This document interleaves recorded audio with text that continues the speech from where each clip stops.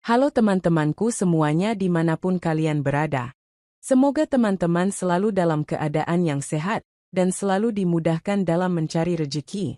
Berjumpa lagi dengan channel Ruang Imajinasi, channel yang berisikan tentang konten cerita romantis, yang diberi latar belakang berupa video pemandangan alam. Pada kali ini di hari Sabtu tanggal 3 Mei tahun 2025, saya melanjutkan kisah sebelumnya. Jadi saya ingatkan kepada teman-teman untuk membaca cerita sebelumnya agar tahu dan jelas sama alur ceritanya. Awalnya Rian masih bisa melawan, tapi ketika datang lagi komplotan mereka, Rian akhirnya dikeroyok. Si jago dan HP-nya dirampas. Beruntung mereka tidak memakai benda berharga lain. Sungguh sial. HP yang baru dibeli sebulan yang lalu harus hilang sekarang. Belum lagi si jago. Sungguh malang nasibnya hari ini. Mereka tidak mungkin pulang berjalan kaki dengan keadaannya sekarang. Entah bisa dikatakan untung atau bukan. Ada gubuk kecil di dekat mereka. Ibunya mengajak Rian beristirahat di sana sambil menunggu kendaraan lewat. Yang bisa dimintai tolong. Gubuk ini, jika dilihat dari letaknya di pinggir jalan, bisa dikata ini harusnya adalah tempat berjualan buah ketika musim duku atau durian. Gubuk semi permanen yang ada biliknya, tempat penjual beristirahat ketika malam, dan malam ini Rian dan ibunya akan beristirahat di sini. Mereka tidak bisa mengabari siapapun karena HP dirampas juga dan memaksakan diri untuk berjalan dengan banyaknya luka di tubuhnya malah akan memperburuk keadaan. Menunggu di sini adalah satu-satunya pilihan saat ini. Udara yang dingin membuat mereka mencari jalan pintas. Awalnya hanya berpeyukan, tapi entah siapa yang memulai. Akhirnya mereka melakukannya juga. Berawal dari mencari kehangatan di tengah dinginnya malam, berakhir dengan indah. Walau masih terasa capek akibat 5 bagian yang mereka lakukan di pagi hari tadi, tapi ini tetap terasa nyaman. Setelah beberapa saat mereka pun akhirnya dapat menyelesaikan tugas itu secara bersamaan. Mereka akhirnya kelelahan dan masih menyempatkan diri untuk berbenah sebelum akhirnya tidur. Di pagi harinya, Rian terbangun oleh sentuhan di pundaknya. Ketika Rian mendapatkan kesadaran sepenuhnya terlihat seorang pria berjaket kulit hitam berdiri di dekat dipan. Rian bisa mengenalinya sebagai Pak D Derajat, kakak dari ayah Rian. Beruntungnya Pak D membawa SUV-nya. Ketika mereka sudah masuk ke dalam mobil, Pak D mulai sibuk menelpon. Dia mengabari jika sudah menemukan Rian dan ibunya. Ibunya juga menjelaskan situasi kepada sanak saudara yang khawatir kepada mereka yang sempat menghilang, terutama ayah Rian. Dia sampai subuh tadi. Saat menelpon ibu nomornya tidak aktif, begitu juga saat menelpon Rian. Akhirnya ayahnya pulang naik ojek. Sampai di rumah pun pintunya terkunci. Dia mencoba menelpon Rian dan ibunya. Namun nihil akhirnya ayahnya menelpon Pak D Rian. Saat menanyakan keberadaan Rian kepada Pak D-nya, jelas dia bingung karena Rian dan ibunya sudah pulang sejak semalam. Bingunglah mereka dan memutuskan mencari mereka berdua. Jika mereka semalam berjalan kaki, akan lebih dekat untuk kembali ke rumah Bulek Tini. Jadi Pak D-nya yang menginap di sana menjadi orang pertama yang menemukan mereka berdua. Rian dan ibunya tidak langsung diantar pulang, tapi mereka mampir ke rumah Bulek. Sampai di sana mereka disambut sanak keluarga yang masih stay di rumah duka. Rian diobati oleh Pak D Derajat dengan P3K yang ada di mobilnya. Ayahnya datang tidak lama setelah itu. Dia bersama Pak Harun. Ketika melihat ibu dia memeluknya. Begitu juga ibu, dia membalas pelukan ayah Rian. Mungkin rasa khawatirnya yang sudah ditahan sejak semalam dia lampiaskan saat berjumpa dengan ayah Rian. Hilang sosok ibu yang biasa tegar saat menghadapi segala masalah. Dia menangis dalam rangkulan ayah Rian. Namun, entah kenapa hati ini merasakan hal lain. Rasanya sesak saat melihat ibunya yang memeluk ayahnya. Erat. Rian bingung dengan apa yang dia rasakan saat ini. Bukannya dia harus senang dengan keluarganya yang harmonis ini. Rian sedang menelpon Fitri dengan HP milik ayahnya. Ditemani guling yang dia rangkul, mereka mengobrol ala remaja yang kasmaran pada umumnya. Awalnya, Fitri terkejut ketika Rian menelpon dengan nomor ayahnya. Rian dikira mantannya yang ingin meneror dirinya karena punya pacar baru. Teleponnya direjek berulang kali sampai akhirnya Rian mengirim SMS. Setelahnya, baru Fitri mau mengangkat telepon dan senang ketika dia tahu bahwa orang yang ada di balik telepon adalah Rian.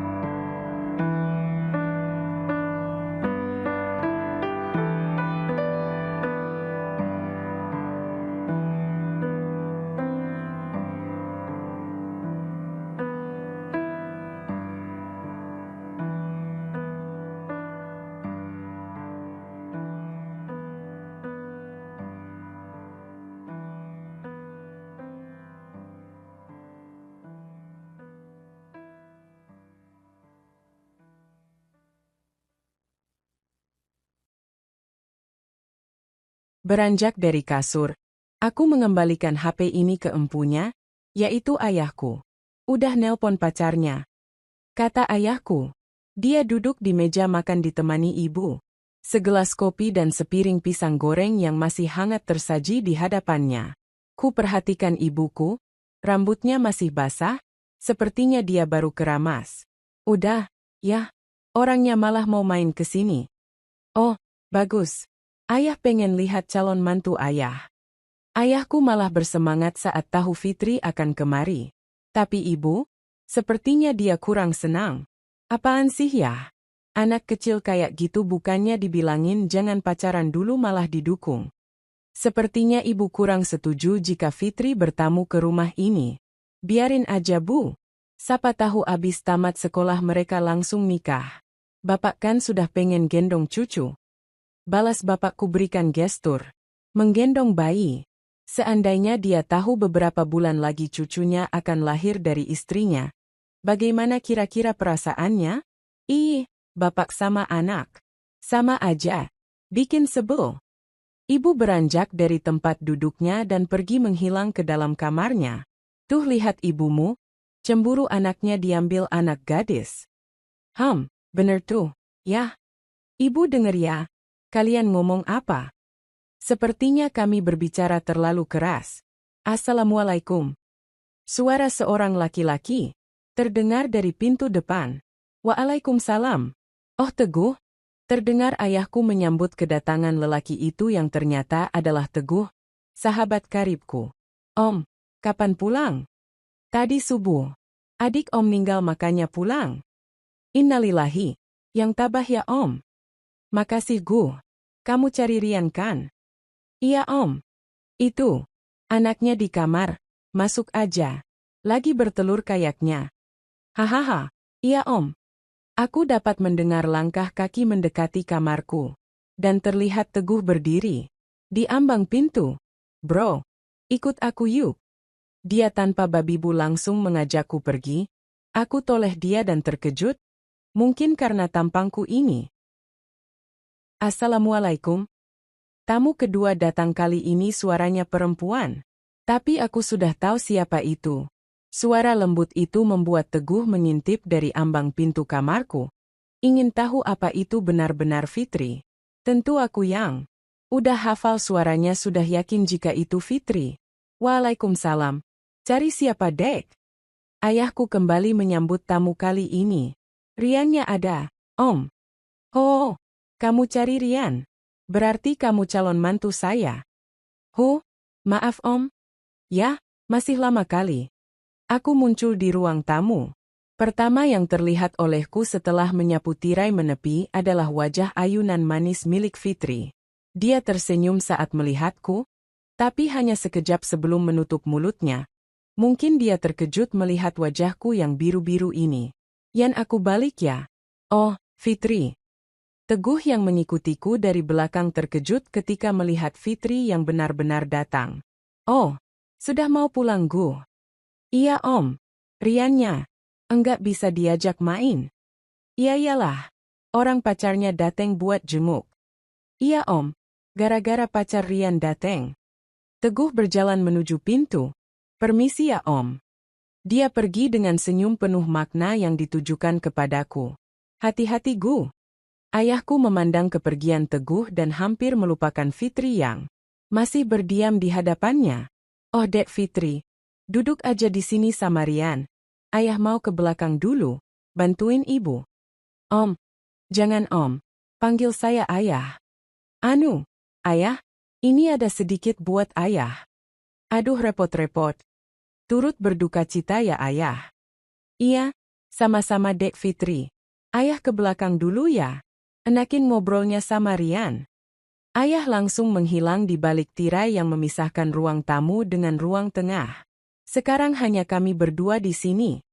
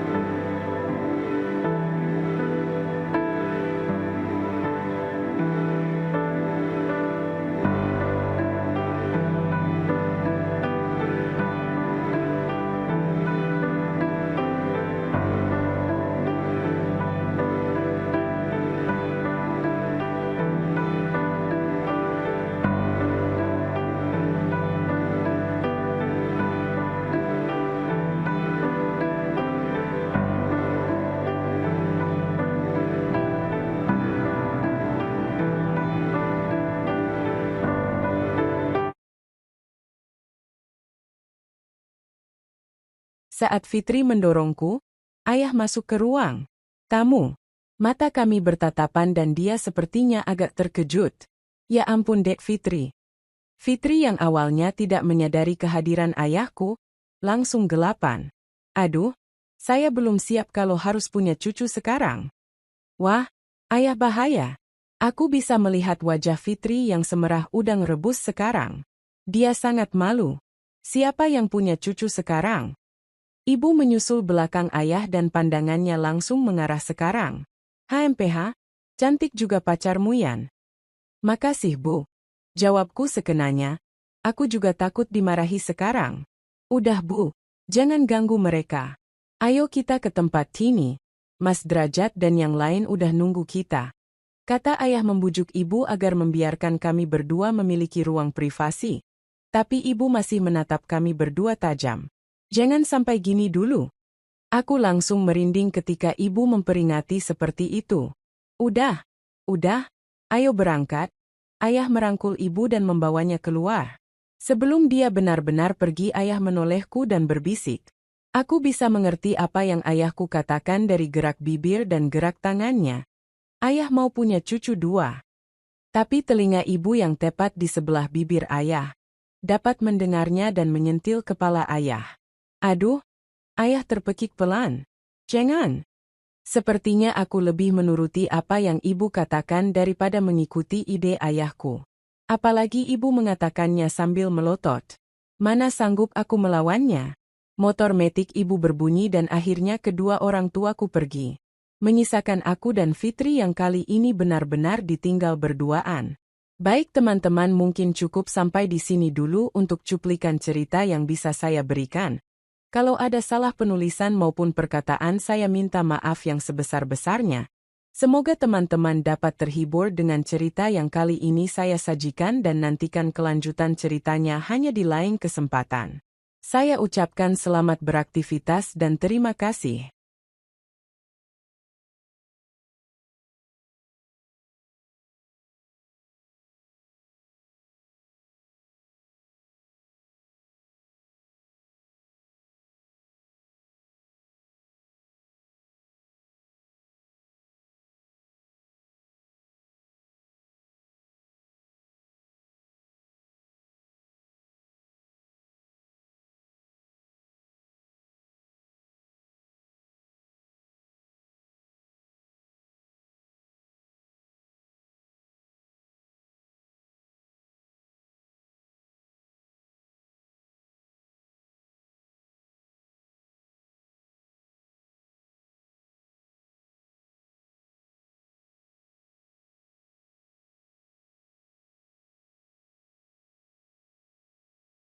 Halo teman-temanku semuanya dimanapun kalian berada.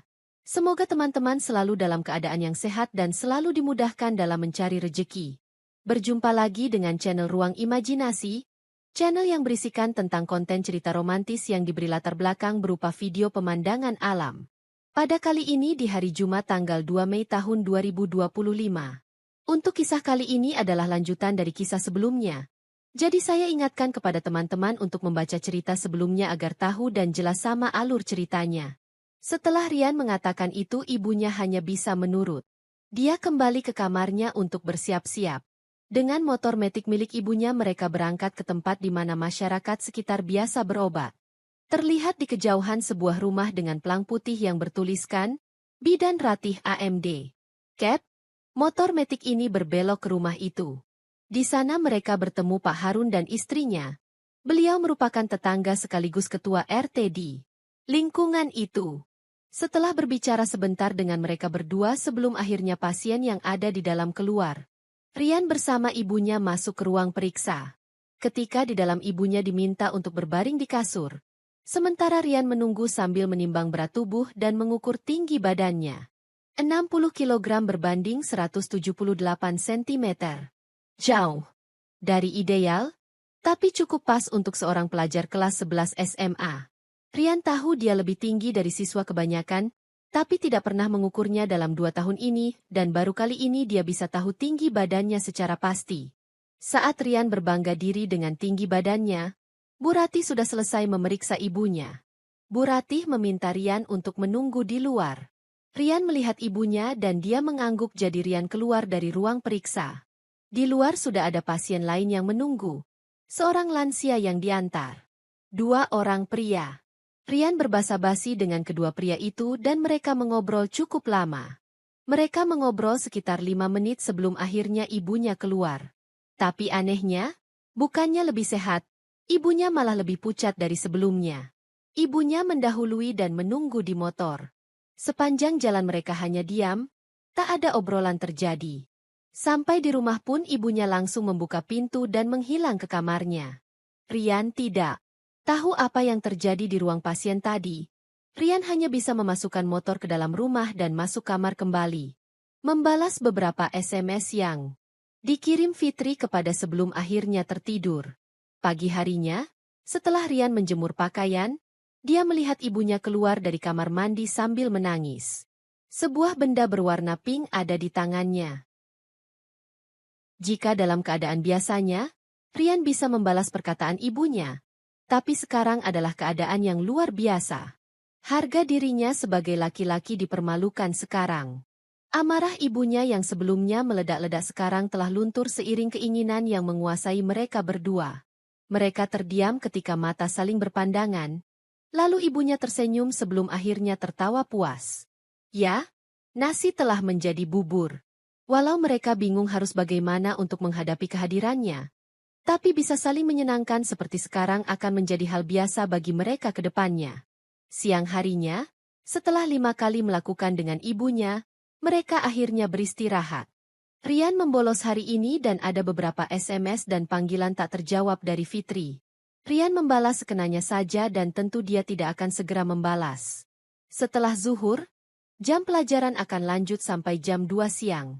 Ibunya bermalas-malasan dengan pundak Rian sebagai sandaran. Kepalanya. Meski terlihat fokus ke TV yang sedang menyala, tak bisa dipungkiri jika dia sesekali melihat ke layar HP Rian. Saat sedang asik bersantai dengan sedikit ledekan yang menyelingi, tiba-tiba HP ibunya berbunyi. Nada deringnya yang khas menghentikan candaan mereka dan ibunya mengangkat telepon itu sambil mengecilkan volume TV. Entah berita duka apa yang ibunya dapat. Tapi samar-samar Rian bisa tahu itu telepon dari Bu Lektini, istri dari Pak Leknya. Pak Lek Setu merupakan adik dari ayah Rian. Dulu saat masih belum punya rumah, mereka tinggal di rumah nenek dan Pak Lek masih bujang waktu itu.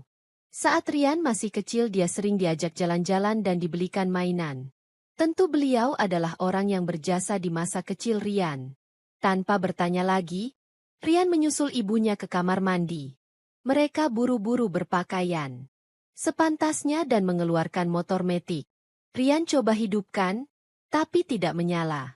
Karena tak ingin menunggu lama, akhirnya terpaksa Rian pakai si jago. Ibunya biasanya enggan dibonceng dengan si jago. Tapi sekarang dia tidak punya pilihan lain.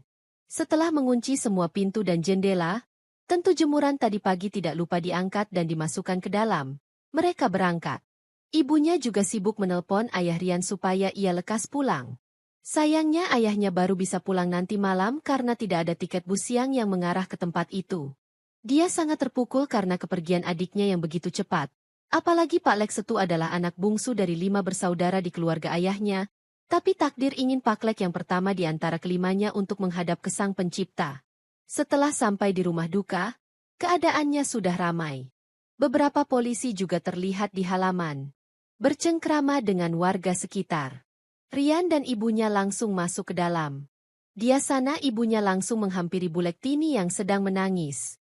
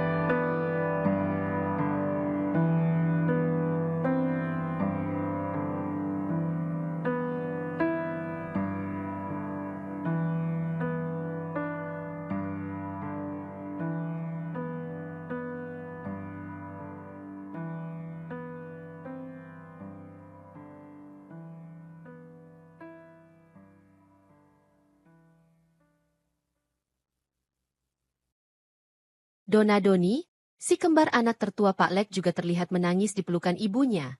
Sementara Rani, si bungsu tengah digendong oleh kakeknya, Rani sudah tertidur. Rian menghampiri kakeknya dan mengambil Rani. Kakeknya lantas keluar untuk menyapa beberapa tamu. Rian menyusul di belakangnya. Meski keadaan rumah duka sudah ramai, jenazah Pak Lek tidak ada. Usut punya usut, beliau masih di rumah sakit dan sudah dijemput Pak D. Derajat sebagai kakak tertuanya. Kedua saudara ayahnya juga sudah datang. Mereka sibuk mengabari sanak keluarga lain dengan HP mereka masing-masing.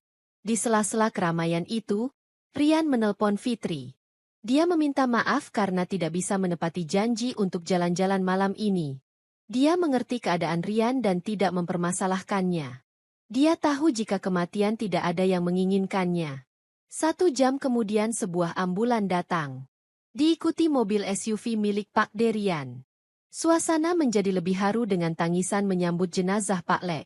Salah seorang perawat rumah sakit ikut di dalam ambulan dan mengatakan jika jenazah hanya perlu disolatkan saja, karena telah dimandikan pihak rumah sakit. Perawat melarang keluarga melihat jenazah, terutama di bagian wajah karena begitu parahnya luka di wajah Pak Lek. Sayang kerabat tetap kekeh untuk melihat dan Rian akhirnya tahu kenapa sang perawat melarang. Ibunya saja sampai berlari ke belakang karena merasa mual. Akhirnya prosesi pemakaman dilanjutkan. Setelahnya diadakan tahlilan seperti adat yang sudah biasa dilakukan. Pada akhirnya setelah jam 9:45 acara selesai.